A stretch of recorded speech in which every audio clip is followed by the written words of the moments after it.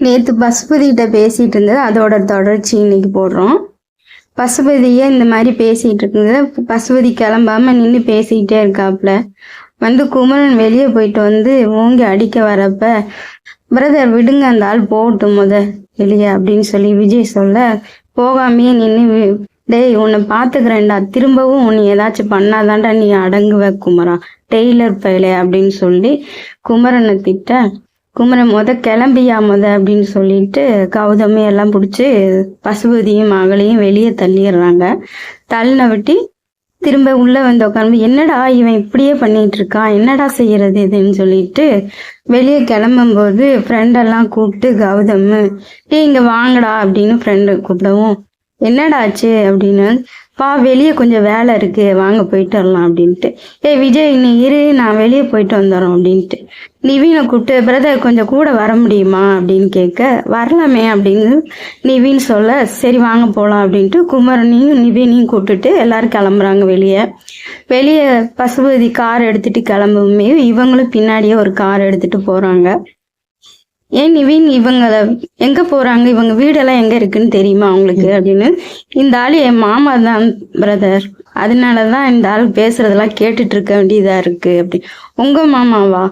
ஆமா பிரதர், என் தாய் மாமா தான், இந்த ஆள் பொண்ணை கட்டலைன்னு சொல்லிட்டு நான் தான் இந்த ஆள் என்னை திரும்ப திரும்ப என்னையும் காவேரியும் டார்ச்சர் பண்ணிட்டு இருந்தான், இப்ப விஜயை சேர்த்து வச்சுக்கிட்டான் அப்படின்னு சொல்லி பேச, ஐயோ இது என்ன கதை பெருசா போய்கிட்டு இருக்கும் போல இருக்கே அப்படின்னா, ஆமா பிரதர், கொடைக்கானல்ல இருந்து நடக்குது இந்த கதை அப்படின்னு சொல்லிட்டு இருக்கும்போது, சரி வாங்க இந்த ஆளை ஒரு வழி பண்ணலாமா அப்படின்னு, தாராளமா நீங்க என்ன வேணாலும் பண்ணுங்க, நான் கூட இருக்கேன் அப்படின்னு நிவீனும் குமரனும் சொல்றாங்க. சொல்லிட்டு கிளம்பி போயிட்டு இருக்கும்போது கார் அவங்க வீட்டுக்கு போகுது, பசுபதி வீட்டுக்கு.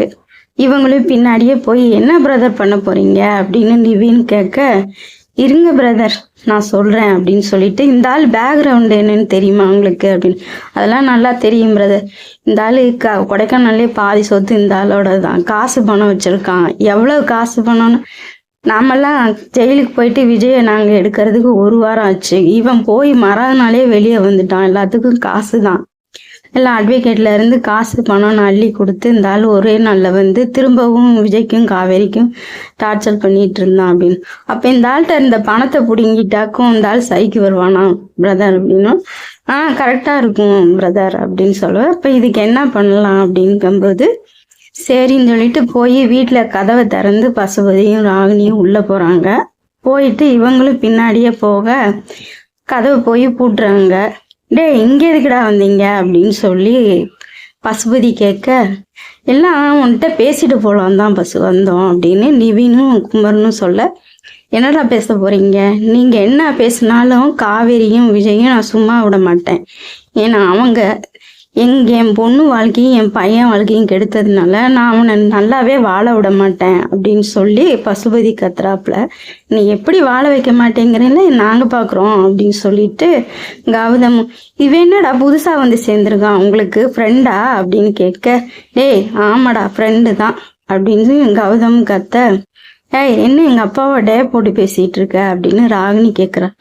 ஏமா நீயும் ஒரு பொண்ணு தானே, காவேரிக்கு இப்படி தொடர்ந்து டார்ச்சர் கொடுக்குறீங்க அப்படின்னு சொல்லும்போது, அப்ப ராகினி இருந்துகிட்டு, ஆமா என் அத்தை பையனை அவ லவ் பண்ணான், இந்த நிவீனு தான் என் அத்தை பையன், நான் கல்யாணம் பண்ணலான் இருக்கும்போது காவேரியை லவ் பண்ணிக்கிட்டு என்ன கல்யாணம் பண்ண மாட்டேன்னு சொன்னான், கடைசியில கல்யாணம் பண்ணிட்டு தான் அந்த பிள்ளை போயிடுச்சு, அப்புறம் எதுக்கு நீ கல்யாணம் பண்ணிட்டு இருக்க வேண்டியதானே அப்படின்னு கௌதம் கேட்க, அதுதான் கடைசி முடியல பண்ண மாட்டேன்ட்டானே, உன்னோட மூஞ்சிக்கெல்லாம் நிவீனு எப்படி கல்யாணம் பண்ணுவான், உனக்கெல்லாம் இவ்வளவு ஆங்காரமும் பிடிவாதமும் இருந்தா ஒரு நல்ல மனுஷன் எப்படி கல்யாணம் பண்ணுவான் அப்படின்னு சொல்லி கௌதம் சொல்ல, நீ இப்ப வந்தோடனே என்னை பத்தி புரிஞ்சுக்கிட்ட உனக்கு அப்படின்னு, வா போன்னு பேசுன வாயோட வச்சிருவேன் மத்துக்க அப்படின்னு கௌதம் சொல்ல, அப்புறம் நீ பேசுறது எப்படி இருக்கு, ஏன் அத்தை பையனே என்னை கல்யாணம் பண்ணல வேற எவன் கல்யாணம் பண்ணுவான், அதுதான் சொல்றேன், நீ நல்லா இருந்திருந்தேன்னா உன் அத்தை பையன் உன்னை கல்யாணம் பண்ணியிருப்பான்ல, நீ இவ்வளவு டார்ச்சர் பண்ணா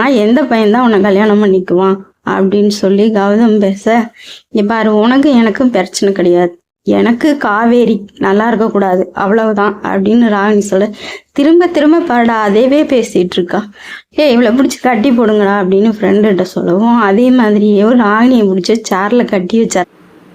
நண்பர்களே, இதுக்கப்புறம் நம்ம ராகினியை வந்து கட்டி போட்டுறாங்க. இதுக்கு அடுத்து வர சீன்ஸை வந்து நம்ம நாளைக்கு எபிசோடில் பார்க்கலாம். மறக்காமல் இந்த வீடியோவுக்கு லைக் பண்ணுங்கள், சப்ஸ்கிரைப் பண்ணி வச்சுக்கோங்க. அப்போ தான் வந்து உடனுக்குடன் வந்து உங்களுக்கு வந்து தெரிய வரும்.